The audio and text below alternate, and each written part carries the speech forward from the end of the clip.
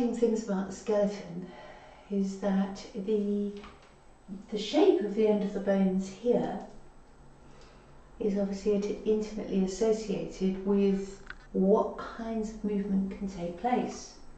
Now, the skeleton and how big your bones grow when they stop growing, etc., and how healthy they are, there's huge factors to do with that in terms of growing, in terms of diet, in terms of what you inherit, etc., etc.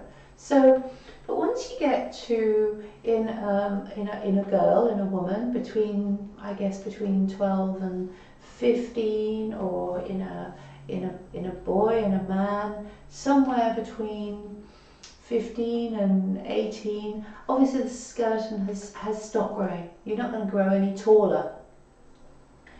And once your skeleton is that size, then it's as I said, you're not going to get any bigger.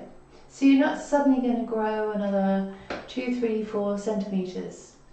So if you've got a habit of standing, for example, if you stand a bit like this and then you learn to stand like this, it doesn't mean you've grown. It just means that you're actually holding yourself in a slightly different way.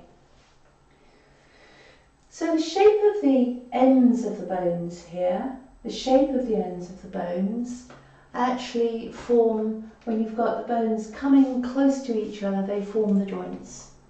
So when we talk about the skeleton, we include the joints. So there's lots and lots of different elements that form what we call the skeleton. But when we call something a joint, what we're doing is we're usually referencing pretty much that whole area. So a joint will form many, many, many different small components, and we will say that is the shoulder joint, that is the knee joint, that is the hip joint. But for you, what's really important is to be beginning to understand how the shape, for example, of a bone and the angle of, say, the top of the humerus, or the angle of the top of the femur here, where it comes in and forms the articulation, those angles can be different. Some of that is to do with hereditary, because if you look at different people in a family, you can often see a sort of similar shape. So you can see a certain broadness of shoulders or narrowness of pelvis. And so certainly elements of that are hereditary. But once you get to a certain age, your skeleton stops growing, your bones stop growing.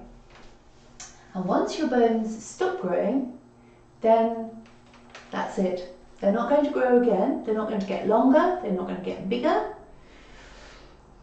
And there we are. So once you've reached your certain height, the only way you can make yourself taller is actually to stand in a slightly different way. So if I sit like this, I look smaller, and if I sit like this, I look taller. But it's not because, obviously, it's not because my bones have changed, you know that. So there we go. So what I'm going to do now is, from now on, the series is going to be beginning to start to talk a little bit more about each of the joints, and I'll be focusing a little bit more on different areas. So I'll have the skeleton on a stand, so I can actually show you the different parts. Take care.